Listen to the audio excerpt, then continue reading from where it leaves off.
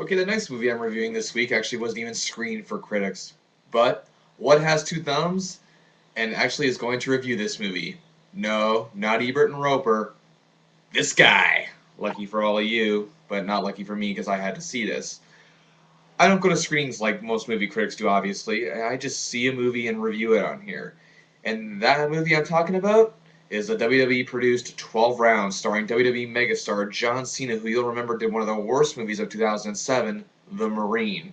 This is slightly better than The Marine. That said, that's just like saying, oh, this bad season by the least was slightly better than the last bad season.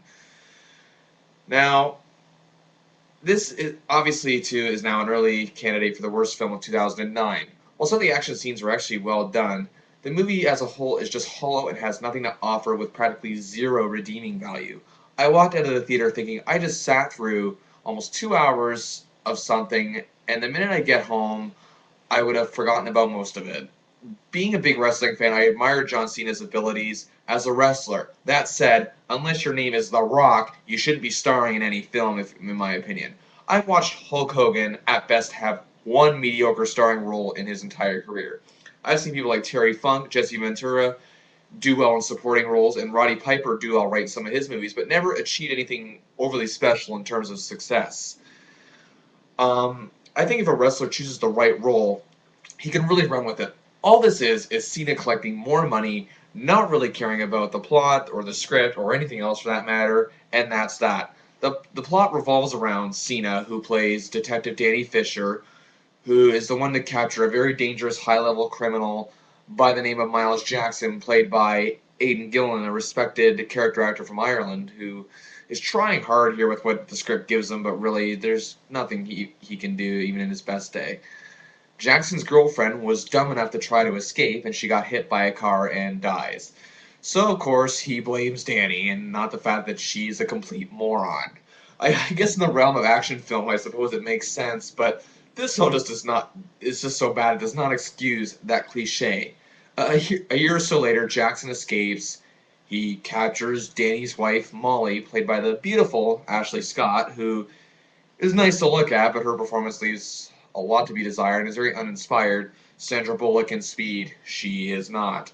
So, of course, Miles captures her, and we get the "if you come near us" line, as we always get in most movies like this. And now Danny has to play a game called, you guessed it, 12 Rounds, where if he succeeds, he gets Molly back. If not, she dies, yada yada yada. Man alive, this is really original. I know. Some people just want to sit back and enjoy an action movie and just not have to think. Well, you know what? So do I. I really like the 2006 film Running Scared with Paul Walker, if you recall, as well as the unfairly criticized and I thought almost perfect Death Sentence with Kevin Bacon in 2007. But there's not thinking, and there's just plain insulting my intelligence. And action films can get away with being inconceivable, but it can't get away from being beyond inconceivable. For those who think I'm being way too harsh, Cena does have the look of an action star. There's no doubt in my mind about that. If given the proper movie, he could be very good. I can see him being a good supporting guy. Cena isn't bad here. He just isn't good. I hope that makes sense. Okay, it's better than he was in the Marine. I will say that much. Give him credit there.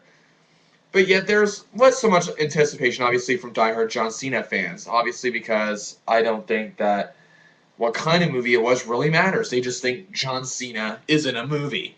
And to me, they're not wrong for thinking that. I mean, as a kid, I remember thinking Hulk Hogan and No Holds Barred. Wow, Hulk Hogan's doing a movie. As a kid, I thought it was fun seeing Hulk in a movie. 20 years later, I never want to see that movie, or for that matter, this one, ever again. 1 star out of 5 for 12 rounds.